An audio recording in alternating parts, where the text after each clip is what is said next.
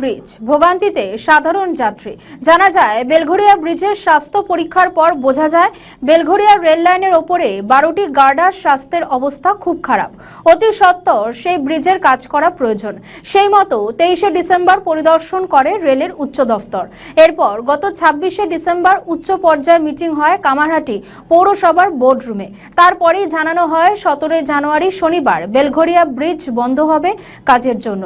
সেই নোটিফিকেশন জারি করেছিল পূর্ব রেলওয়ের কর্তৃপক্ষ এবং ব্যারাকপুর পুলিশ কমিশনার। সেই মতো আজ থেকে বেলঘরিয়া ব্রিজের ওপর দিয়ে যান চলাচল বন্ধ করে দেওয়া হয়।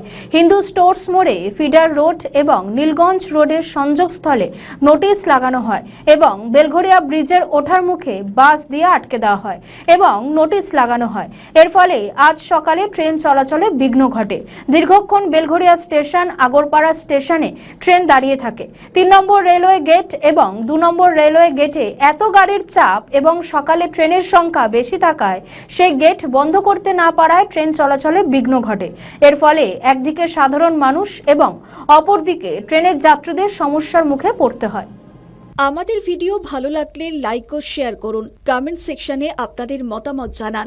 আরও ভিডিও পেতে আমাদের চ্যানেলটিকে সাবস্ক্রাইব করুন এবং প্রতি মুহূর্তে খবরের আপডেট পেতে প্রেস করুন বেল আইকন।